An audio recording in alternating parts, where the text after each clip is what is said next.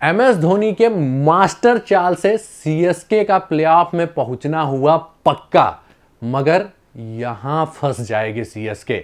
नमस्कार दोस्तों, मैं हूं आपका फेवरेट सिद्धांत त्रिपाठी और इस वीडियो में हम बात करने वाले हैं सीएसके के स्क्वाड और ऑक्शन एनालिसिस की। हम देखेंगे सीएसके का स्क्वाड कैसा है, ऑक्शन में इन्होंने क्या गलतियां की हैं और क्या इन्होंने अच्छी चीजें की हैं। साथ ही साथ हम ये भी देखेंगे आखिर कहां सीएसके फंस जाएगी और लास्ट में हम देखेंगे सीएसके का एक्सपेक्टेड प्लेइंग 11 क्या हो सकता है। तो स्टार्ट करते हैं वीडियो, लेकिन उससे पहले क्या करना है, वीडियो कर देना है जल्दी से लाइक और शेयर। आप लोग का प्यार और समर्थन मिलता रहता है तो काफी अच्छा लगता है। और भाई सीएसके के अगर आप फैन है ना तो वीडियो मिस नहीं करना और लाइक और शेयर तो जरूर कर दीजिएगा सीएसके फैंस के बीच में। तो वीडियो स्टार्ट करते हैं, लेकिन उससे पहले क्या करना है, यूट्यूब चैनल पे अगर आप नए हैं तो चैनल को सब्सक्राइब करके बेल का आइकन प्रेस कर दीजिए। फेसबुक पेज पे है तो पेज को लाइक कीजिए, शेयर कीजिए, फॉलो कीजिए और साथ ही साथ इस वीडियो को भी लाइक और शेयर कर दीजिएगा, ठीक है। तो बात करते हैं सीएसके ने कैसा किया। तो उसके पहले हमें देखना पड़ेगा आखिर किनको किनको इन्होंने खरीदा है। अगर हम बैटिंग सेक्शन में देखें तो ऋतुराज इनके पास पहले से थे, शेख राशिद को खरीदा है, ए सिद्धार्थ को खरीदा है, राहुल त्रिपाठी कॉनवे, जिसमें दो नोटेबल नाम है, मतलब जाने पहचाने और जो मोस्ट ऑफ द मैचेज खेलेंगे वो है राहुल त्रिपाठी और डेवन कॉनवे, जिसमें कॉनवे का फॉर्म अच्छा नहीं है। एक एक प्लेयर का हम जल्दी से डिस्कस कर लेंगे, ठीक है। कॉनवे का फॉर्म अच्छा नहीं है, वहीं राहुल त्रिपाठी रह के अटैक कर जाते हैं, ठीक है। बीच में मतलब थोड़ा इंपैक्ट वाला प्लेयर वाला वो देते हैं, लेकिन अगेन कंसिस्टेंसी डाउटफुल है। तो बैटिंग सेक्शन में बहुत बड़े नाम इन्होंने नहीं लिए हैं, ये आप एग्री करेंगे, ठीक है। अगर हम विकेट कीपर्स में देखें तो एमएस धोनी है, दूसरे केवल बैकअप के रूप में है, हालांकि मेन बैकअप विकेट कीपर इनके कॉनवे है, ठीक। तो इधर ज्यादा कुछ खास नहीं है। बात करते हैं अगर हम ऑलराउंडर्स की, तो यहां पे आप देखेंगे इनके पास दुबे पहले से थे, रविंद्र जडेजा पहले से थे, दोनों ही पूरे मैचेज खेलने वाले हैं। दुबे के बॉलिंग का ज्यादा उपयोग टीम नहीं करेगी, रीजन है इंपैक्ट प्लेयर के कारण, और दूसरा जडेजा ये लगभग हर मैच में गेंदबाजी करेंगे। विजय शंकर और दीपक हुड्डा ये बेसिकली मिडिल ऑर्डर में एज ए फ्लोटर रहेंगे, क्या करने के लिए, वो इंपैक्ट प्लेयर में यूज होने के लिए, ठीक है। फिर रचिन रविंद्र है जो कि बेसिकली बैकअप हैं, जरूरत पड़ेगी तभी खेलेंगे, नहीं तो खेलने के चांसेस कम है। जेमी ओवरटन ये सैम करन के बैकअप हैं, ये भी मोस्टली खेलते हुए नहीं दिखाई देंगे। नागरकोटी रिक्वायरमेंट होगी बहुत ज्यादा तभी, नहीं तो फिलहाल फॉर्म उतना अच्छा नहीं है। आर घोष ये बस ऐसे ही रख लिए गए हैं। आर अश्विन ये हर मैच खेलेंगे और सबसे बड़ी बात कि मास्टर माइंड माने जाते हैं। एमएस धोनी का दिमाग है लेकिन इनका भी दिमाग कम नहीं रहता, तो दो दिमाग लगने वाले हैं सीएसके से इस बार। और सैम करन ये काफी बजट वाले बाई हैं और कह सकते हैं चोरी कर लिए गए हैं कम पैसे पे, क्योंकि इनका सब लोग मान के चल रहे थे 10 करोड़ जाना चाहिए नीलामी, ठीक है। तो सैम करन खेलेंगे और इनका सबसे अच्छा यूज आईपीएल में किसी ने किया है तो एमएस धोनी ने किया है, तो सैम करन इनके लिए एक बजट पिक रहे हैं। अगर हम बात करें बॉलर्स की तो अंशुल कंबोज हैं जो मोस्टली नई बॉल से ज्यादा बॉलिंग करते हुए नजर आएंगे। अभी 10 विकेट इन्होंने लिया है लिस्ट क्रिकेट में, फर्स्ट क्लास क्रिकेट में 10 विकेट लिया हुआ है और नई बॉल से ज्यादा गेंदबाजी करने जाएंगे तो इनका यूज जानते हैं कैसे किया जाएगा। दीपक चहर जैसे ये शुरुआत में रहेंगे और बाद में इन्हें इंपैक्ट सब्स्टिट्यूट में हटा दिया जाएगा, किसी और को लेते आया जाएगा, क्योंकि डेथ में इनसे नहीं करवाया जाएगा। इनके पास डेथ ओवर स्पेशलिस्ट हैं। पाठी राणा हर मैच खेलने वाले हैं, विकेट टेकर हैं। श्रेयस गोपाल बहुत जरूरत पड़ी, एकदम स्पिन फ्रेंडली ट्रैक है तब खेलेंगे। मुकेश चौधरी थोड़ा सा इंजरी के बाद से वो लय इनका आया नहीं है, तो मुझे नहीं लगता ये उतना स्टार्ट करेंगे। नाथन एलिस ये डिपेंडिंग अपॉन पिच खेलेंगे, अगर बहुत ज्यादा स्पिन फ्रेंडली है तो आप नूर अहमद को देखेंगे, और अगर लगेगा कि नहीं उतना स्पिन फ्रेंडली नहीं है तो नाथन एलिस को खेलते हुए देखेंगे। गुरजपनीत सिंह इनके बारे में आप जानते ही होंगे, अगर आप टीएनपीएल यूएनपीएल फॉलो करते होंगे तो तमिलनाडु प्रीमियर लीग के ये स्टार गेंदबाज रहते हैं, लंबे ऊंचे कद के गेंदबाज है और सबसे बड़ी बात स्लोअर वन कटर्स पे इनका अच्छा उपयोग है और थोड़ा सा हाइट के कारण एक्स्ट्रा बाउंस मिलता है। और खलील अहमद आपको मोस्ट ऑफ द मैचेस खेलते हुए दिखाई देंगे। तो जब आप इनका स्क्वाड देखेंगे, ये मैंने थोड़ा सा रोल आपको बता दिया, अब बात आती है कि इनका जब स्क्वाड देखेंगे ना तो आपको लगेगा कि नाम बहुत बड़े तो इन्होंने लिए नहीं है, तो फिर मन करेगा यार ऐसा कैसा स्ट्रेटजी, और मैं क्यों बोल रहा हूं कि एमएस धोनी के मास्टर चाल से प्लेऑफ में पहुंचना पक्का हो गया। तो यहीं पे आता है एमएस धोनी के सातिर दिमाग का वो, ठीक है।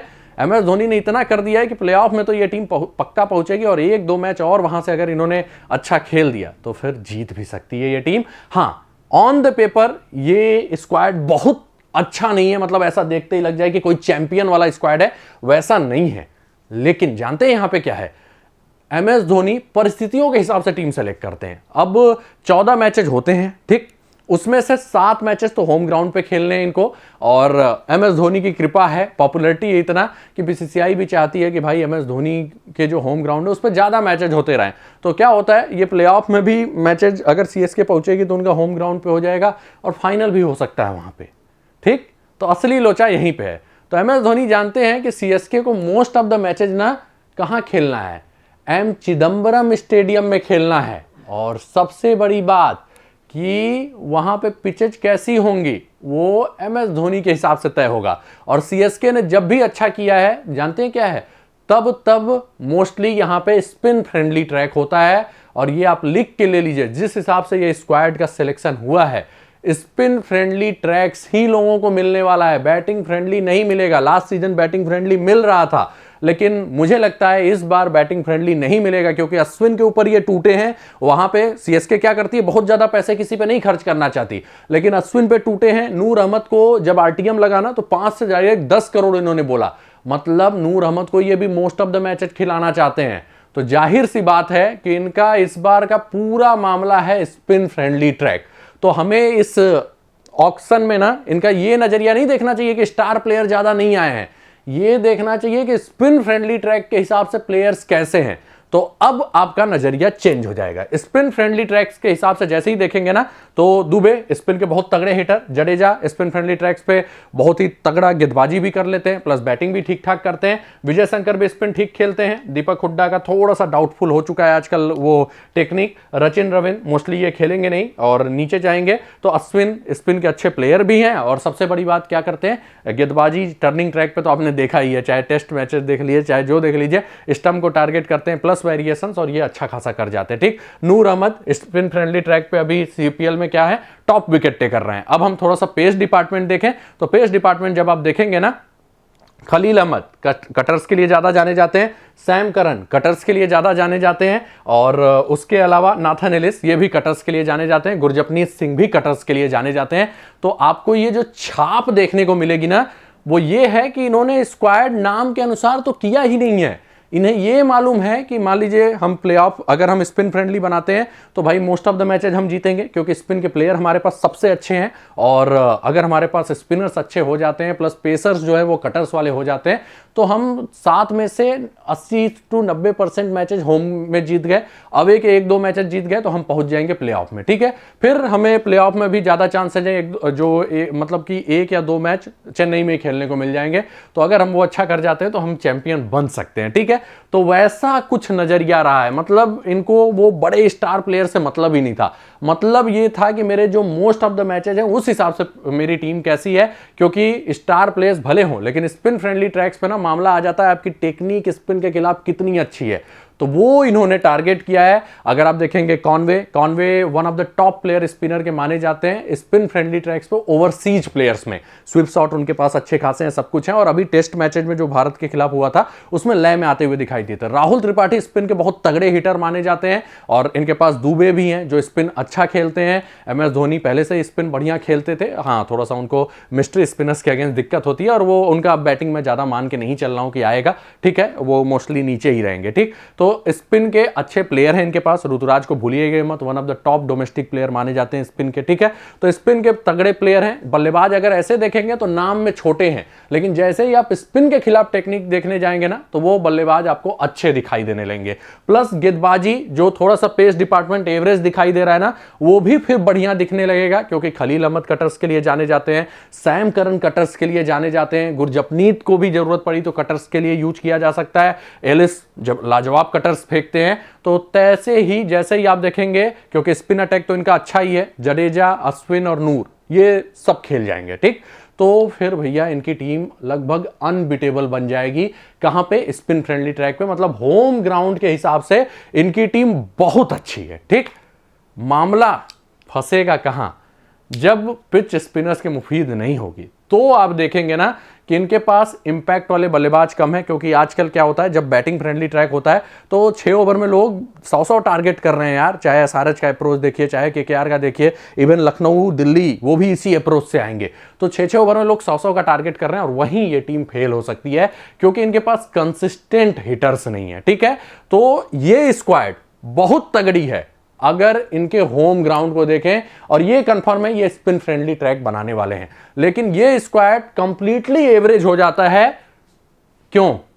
क्योंकि इनके पास हिटर्स बहुत तगड़े नहीं है कंसिस्टेंट वाले, और साथ ही साथ इनके जो पेस इनका जो पेस अटैक है ना वो भी फिर गड़बड़ी कर जाएगा, क्योंकि वहां पे फिर केवल और केवल एक विकेट टेकिंग ऑप्शन इनको मिलेगा, और वो जानते हैं कौन है? मथिसा पठिराना।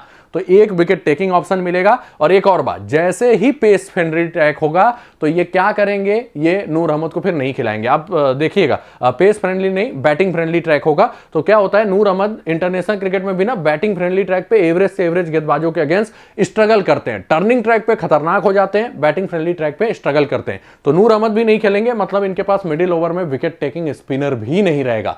तो इस स्क्वाड को आपको दो तरीके से देखना पड़ेगा।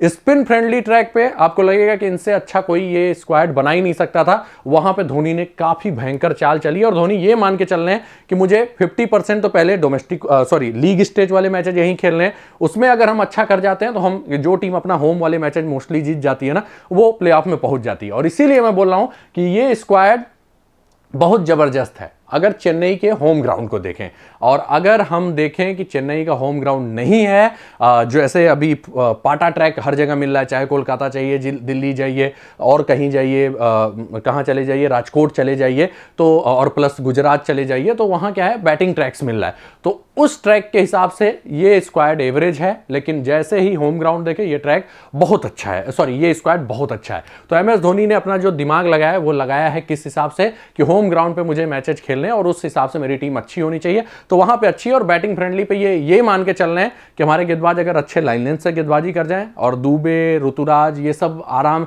मतलब कि चल जाएं, 7 मैचेज जो बाहर होने उसमें से 3 में भी चल जाएं एक साथ ना, तो फिर हम अच्छा कर सकते हैं। ठीक, तो कुछ उस हिसाब से दिमाग लगाया है CSK ने। तो ये कंफर्म है कि ये प्लेऑफ में पहुंचेंगे, क्योंकि इनका स्पिन वाला डिपार्टमेंट, स्पिन खेलने वाला डिपार्टमेंट वो बड़ा तगड़ा है। लेकिन बैटिंग फ्रेंडली ट्रैक पे इनको दिक्कत हो सकता है। तो प्लेऑफ के बाद अगर बैटिंग फ्रेंडली ट्रैक्स पे मुकाबला होता है लगातार, तो फिर CSK के लिए दिक्कत हो सकता है, और वहां पे इनको यूनिसन में परफॉर्म करना पड़ेगा। ये नहीं बोलेंगे कि हार जाएंगे, क्योंकि भाई इनके प्लेयर्स ना काफी वो है, दुबे ही जब हिटिंग करने लगते हैं ना तो किसी से नहीं रुकते। राहुल त्रिपाठी बीच में अटैक कर दिए, ऋतुराज पिछले सीजन अच्छा अटैक कर रहे थे, कॉनवे टिकने के बाद अटैक करते हैं, तो है इनके पास fire power. Sam Curran hitting करेंगे, लेकिन बैटिंग ट्रैक पे इनके लिए दिक्कत हो सकता है। तो अगर आप मुझसे बोलेंगे कि ऑक्शन के हिसाब से इन्हें कितना नंबर देना पड़ेगा, तो अगर हम देखें स्पिन फ्रेंडली ट्रैक और होम ग्राउंड, तो इनको मैं 10 में से 9 दे दूंगा। ठीक, अगर हम ऐसे देखें नॉर्मल ट्रैक के हिसाब से, तो फिर कमियां हैं। पेस डिपार्टमेंट में विकेट टेकर नहीं है, स्पिन डिपार्टमेंट में विकेट टेकर नहीं है, क्योंकि अश्विन और जडेजा उतने ज्यादा विकेट लेने के लिए नहीं जाने जाते। कहां पे, बैटिंग फ्रेंडली ट्रैक पे नूर फिर खेलेंगे नहीं, और बैटिंग डिपार्टमेंट में भी फायर पावर की कमी होती है। तो उस हिसाब के ट्रैक पे 10 में से शायद 6 नंबर ही मिले, लेकिन एज ए होल ये प्लेऑफ में पहुंचेंगे, क्योंकि 14 में 7 मुकाबले इनके यहां पे होने वाले हैं, और उस हिसाब से ये टीम काफी अच्छी बन पड़ी है। ठीक है, अब बात करते हैं जल्दी से इनके स्ट्रेंथ की, वो हमने सारा डिस्कस कर ही लिया है। तो जब स्क्वाड देखेंगे तो इनका स्ट्रेंथ है कि इनका टीम होम कंडीशन के हिसाब से बहुत ही मजबूत है। ठीक है, और इसीलिए मैं बोल रहा हूं प्लेऑफ में पक्का पहुंचेगी CSK, और उसके बाद बस ये यूनिसन में खेल गए ना, तो फिर फाइनल भी पहुंच सकती है, जीत भी सकती है, लेकिन उसमें सारे लोगों को एक साथ कंट्रीब्यूट करना पड़ेगा। बस इतना थोड़ा सा CSK को देखना पड़ेगा। ठीक है, दूसरा MS धोनी विकेट के पीछे से मैच बदल देते हैं, खतरनाक दिमाग रहेगा, और इस बार अश्विन का भी दिमाग लगने वाला है। तो भाई ये लोग ना अलग टाइप के रणनीति से आएंगे विरोधियों के खिलाफ। तो तैयारी दिमाग वाइज, टेक्निक वाइज ना ये पूरी करके आएंगे, किसकी क्या कमजोरी है, क्या हमें करना है। तो यहां पे इनको एक एडवांटेज मिल जाता है। और तीसरा, स्पिन के बहुत ही खतरनाक प्लेयर्स हैं इनमें, और स्पिन फ्रेंडली थोड़ा भी ट्रैक हुआ तो ये टीम ऑटोमेटिक फेवरेट हो जाएगी। ठीक है, तो ये इस टीम का स्ट्रेंथ है। अब बात करते हैं वीकनेस क्या है। तो वीकनेस ये है कि भाई बिग हिटर्स इनके पास नहीं है। दुबे और राहुल त्रिपाठी को छोड़ दें तो कोई बड़ा बिग हिटर नहीं है, लेकिन धोनी ने दिखाया था पिछले सीजन के, अभी उनका कुछ भी खत्म नहीं हुआ है। बस यही है कि काफी दिनों बाद आएंगे, इसीलिए मैं उनका धोनी का नाम नहीं ले रहा हूं, लेकिन धोनी के बारे में सबको मालूम है कि थाला क्या कर सकते हैं। ठीक है, दूसरा, बॉलर इनके जो है ना बैटिंग ब्यूटी पे स्ट्रगल कर सकते हैं। क्यों? क्योंकि इनके पास एक पाठिराना है जो पेस बैटिंग ट्रैक पे भी अच्छा कर सकते हैं, बाकी सब थोड़ा कटर्स पे ज्यादा डिपेंड करते हैं, और वो कटर्स यहां फंसेंगे नहीं, फिर इनके लिए दिक्कत हो सकता है। तो ये उम्मीद करेंगे कि लाइन लेंथ अच्छा हो। एलिस नॉर्मली अच्छे लाइन लेंथ पे करते हैं, खलील का भी लाइन लेंथ अच्छा रहे, मतलब ये फिर यही उम्मीद करेंगे कि इनके पेसर्स साथ दे जाएं और स्पिनर्स भी साथ दे जाएं, क्योंकि विकेट टेकर इनके पास पाठिराना के अलावा फिर बैटिंग ट्रैक पे नहीं रहेगा, और यही इनकी सबसे बड़ी कमजोरी है। मतलब बैटिंग ट्रैक पे इन्हें मिलकर खेलना पड़ेगा, नहीं तो दिक्कत हो जाएगी। तो बस इतनी दिक्कत है इस टीम में, नहीं तो प्लेऑफ कंफर्म है। और 1-2 मैचेस वो अगर अच्छा कर गए ना, तो ये टीम चैंपियन बनने का क्षमता रखता है, ठीक है, बस वो बैटिंग ट्रैक्स पे थोड़ा दिक्कत होने की संभावना है। अब बात करते हैं कि क्या होना चाहिए इनका प्लेइंग 11। तो देखिए, ओपन करेंगे इनके तरफ से Devon Conway, Ruturaj Gaikwad, Rahul Tripathi 1 down, Shivam Dube spinner जैसे ही आएंगे हिट करने के लिए ऊपर आ जाएंगे, सैम करन इनको भी स्पिन को हिट करने के लिए भेजा जाता है। ये जब ज्यादा टर्न नहीं होता तब स्पिन अच्छा खेलते हैं, टर्न अच्छा होता है तो ये स्पिन उतना अच्छा नहीं खेल पाते। रविंद्र जडेजा हर बार इनको प्रमोशन मिलता है, इस बार भी मिलेगा। MS धोनी है, और साथ ही साथ यहां से ना इंपैक्ट प्लेयर के रूप में दीपक हुड्डा या विजय शंकर में से किसी एक को बीच में आप देख सकते हैं। अगर विकेट जल्दी गिरा, विकेट लेट गिरा ना, तो ये लोग नहीं आएंगे, ठीक, क्योंकि फिर ये लोग ज्यादा बड़े हिटर हैं, ठीक। उसके बाद अश्विन है, पाठिराना है, खलील अहमद है, Nathan Ellis, Noor Ahmad, depending upon pitch condition, ये ध्यान दीजिएगा। और यहीं पे से जो इंपैक्ट वाला हमने बात किया कि इधर से कोई आ सकता है, अंशुल कंबोज को ये कभी कभी खिला लेंगे जब लगता है कि मूव बॉल ज्यादा करेगी, ठीक। तो प्लेइंग 11 इनका अगर आप देखेंगे तो लगभग सेटल्ड है, ज्यादा चेंज होने वाला नहीं है, एक पिच के कारण है, और दूसरा अंशुल कंबोज को ये नए बॉल के लिए लाएंगे। लेफ्ट राइट कॉम्बिनेशन हमेशा मेंटेन रहेगा, तो ये एक और स्ट्रेंथ है इनका। बस दिक्कत ये है कि बैटिंग ट्रैक पे ये उम्मीद करेंगे शुरुआत भी अच्छा मिले, फिर दुबे त्रिपाठी आके 5-6 ओवर में एकदम कत्लेआम मचा दें, जिससे टीम को दिक्कत ना हो। अगर दुबे त्रिपाठी बैटिंग ट्रैक पे अगर खेल गए 5-6 ओवर आपस में ना, तो ये टीम बैटिंग ट्रैक पे भी अच्छा करेगी, ये ध्यान दीजिएगा।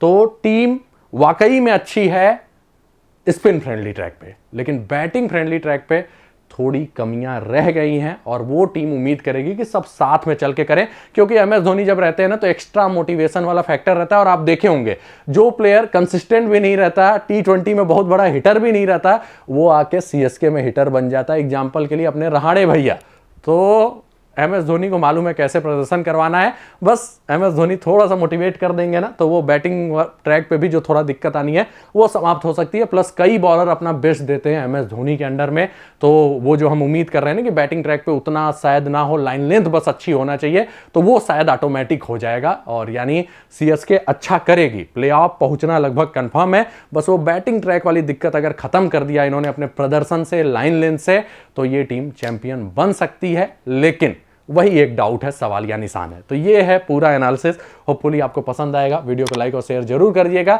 और हाँ, कमेंट करके आप बताइएगा एनालिसिस कैसा लगा, और आपके हिसाब से इस टीम की कमजोरियां क्या है, मजबूतियां क्या है। क्योंकि देखिए, जरूरी नहीं है मैं ही सही हूं, ठीक है। तो विचारों का आदान प्रदान होगा तो हमारा भी नॉलेज बढ़ेगा, आपका बढ़ेगा। मिलेंगे अगले वीडियो कुछ नए अपडेट्स के साथ। धन्यवाद, जय हिंद, जय भारत।